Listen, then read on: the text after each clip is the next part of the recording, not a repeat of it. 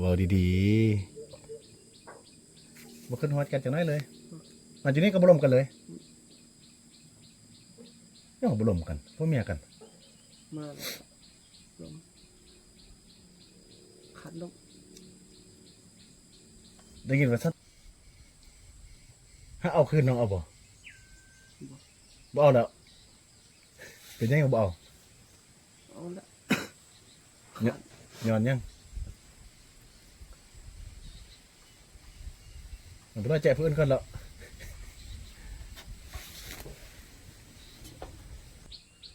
แล้วน้องคิดอะไรวันนั้นนะน้องเสียใจบ่เสียว่ามีลูกยามัน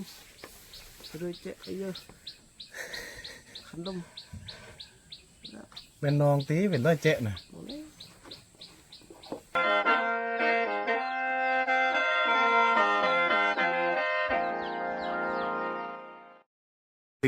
สติบมาหลบน้องเนี่ยผมผู้หลมดีนี่นะน้องผมมักสติกเลยวะสัมผัสไอ้นู่นกันมันเนี่ยไอ้นู่นยังมักสติกอยู่นะแม่นปะนู่นยังมักสติกอยู่บ่ว้าวดีๆบ่ขึ้นฮอดกันจังน้อยเลยมาอยู่นี่ก็บ่ร่วมกันเลยยังบ่ร่วมกันพ่อเมียกันมาลมขัดลงได้ยินว่าสติกมีลูกติส่วนนั้นแม่นวะแม่นแทนเนี่ยน้องกระหูที่เพื่อนเราเคยฟังว่าสะดาว่ามีลูกมีลูกนำใครจับคอยเห็น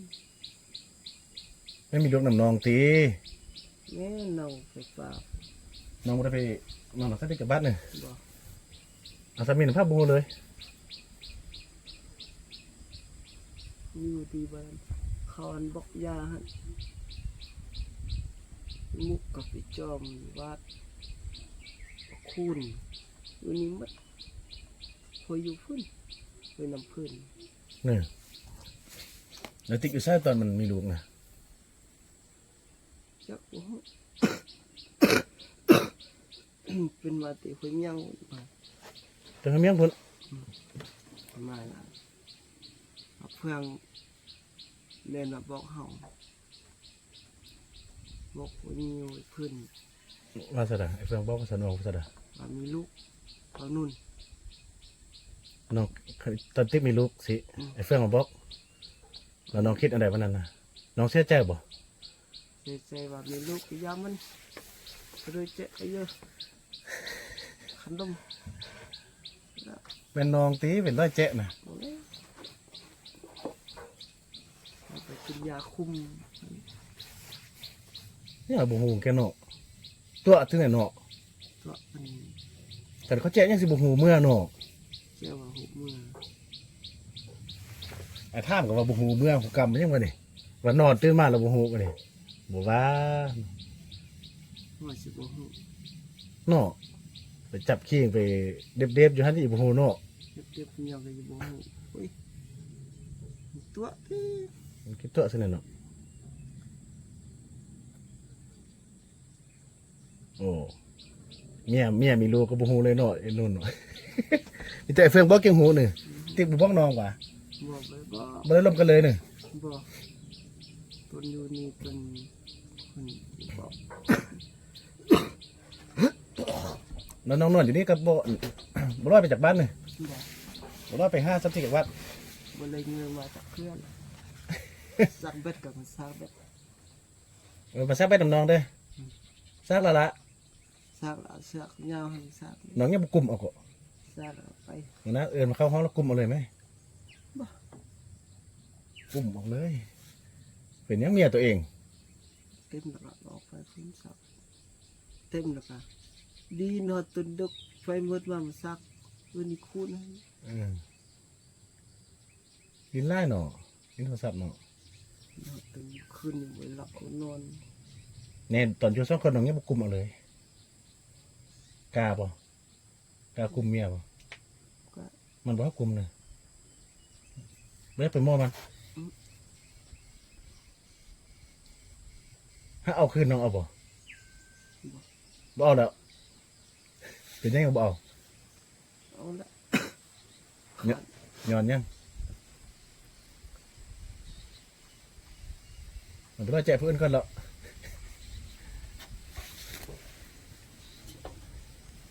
มีลูกนั่นเราเอาออกนั่นแสดงก็เอาออกสิเนี่ย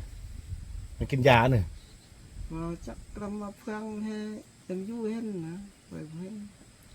บอกกินยาออกลีคือทำสักมันกินแย่อยู่นี่ทำว่ากินยาคุมทำอยู่ที่บักพุ่นเนี่ยมีคนบ่มีคนสิมาลินนำบ่มีตีคนพุ่นเขามาลินดำอยู่พุ่น ดูซะ เป็นติ๊ก เออ ลมกันปะเฟืองไว้ลีก็มาพี่ทำเฮาอะไปลมแย่อีติ๊กก็พอไปละไปก็ไปเยอะเราไปนั่งกินแย่ตัวเองเลย ลูกไปห้าเมีย กินแย่เบิดลงออกไปบ้านกินแย่อยู่นอก โอ้มีลูกเราเอาลูกออกสิกินยาออกสิ นี่เขาบอกว่ากินยาออก แล้วน้องคิดจังไดเพราะนั้นนะ พึกตั้งได้ละ มันคิดยังแหละบ่สนเลย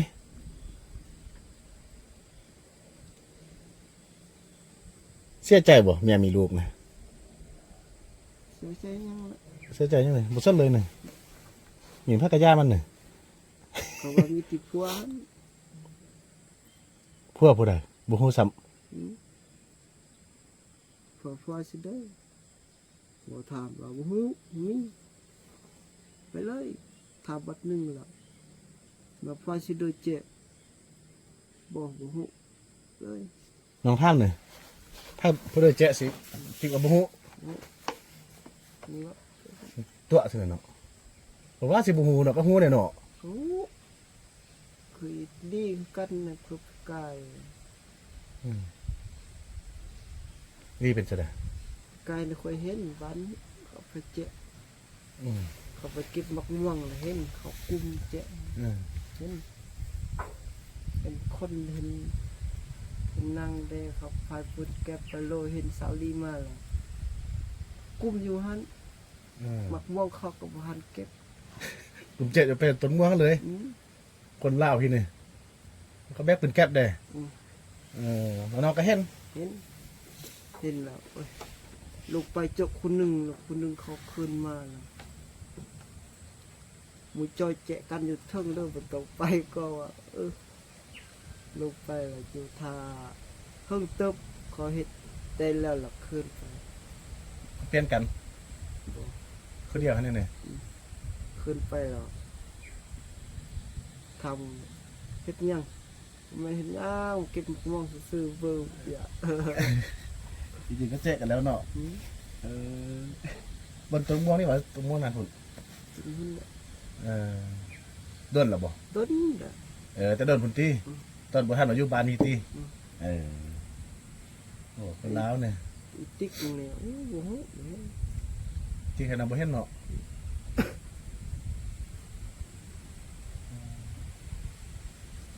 ผมบอกน้องเลยน้องห้ามก็บ่ตอบเลยว่าแจ๊ะเพิ่นน่ะ บ่ได้ตอบเลยทำจิเด้อก็แล่นไปทำจิเด้อแล่นไปทำจิเด้อแล่นไป ห้ามบ่ได้ก็แล่นไปนี่บ่ยอมตอบเนาะ ตอบ เดี๋ยวน้องก็บ่สนเลยแม่นบ่ บ่สนเลย แจ๊ะพักกะยามันติ เจ๊ซื้อไปยังมัน น้องยังบ่ไปกลุ่มแจ๊ะเติมสนามเมียตัวเอง เขาเอาไปเยอะ เอาเยอะสิบ่เอาเนาะบ่ใช่บ่ฮู้คนแจ๊ะซั่นสิเอาไผเอาสิได้ เขายังลุกตื่มก็ยาเขาลงได้ยัง มันบ่เอาสำหรับลูกเนาะออกซั่นบ่ ออกวันเราอยู่ท้องออกขึ้น นำทางอาทิมแล้ว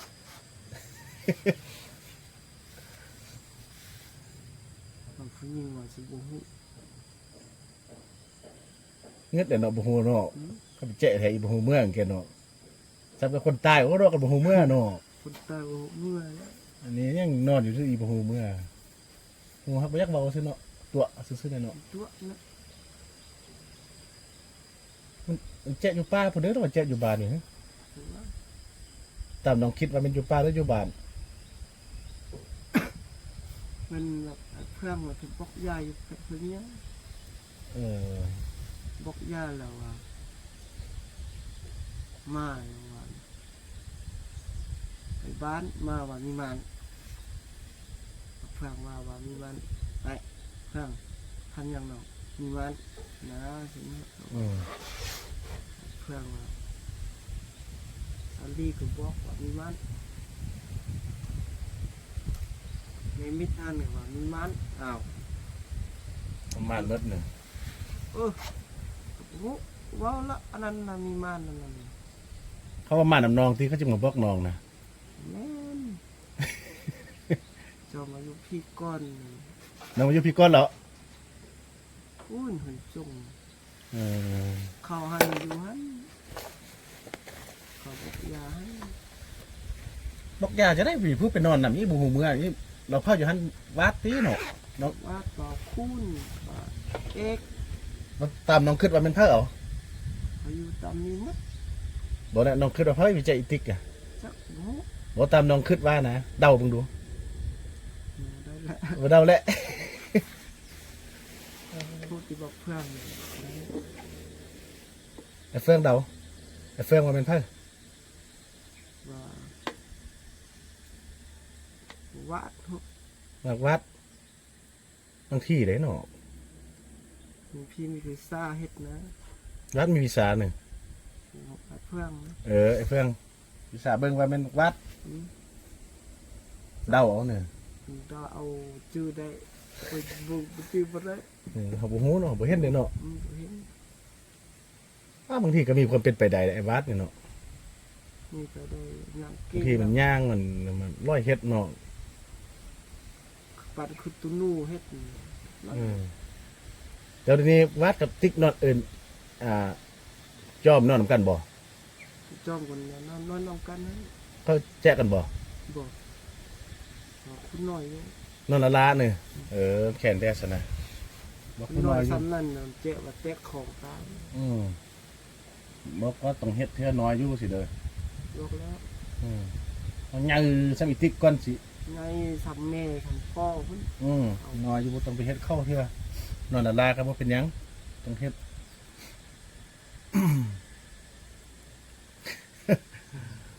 โอ้ยเนาะนอนน่ะพักกับบ่ฮู้เนาะติ๊กก็ได้เนาะมันบ่อยากบอกเนาะ บอกสิอาย อ้ายว่าเนาะ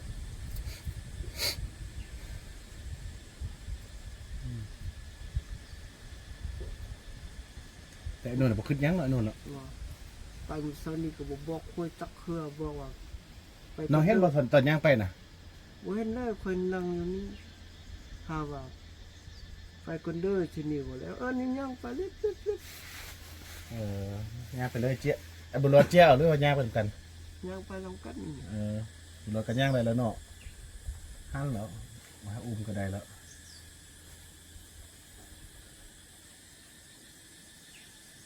ใจเวลามาบวขอบสติกเนี่ยคลิปนี้ก็ลากันก่อนทุกคน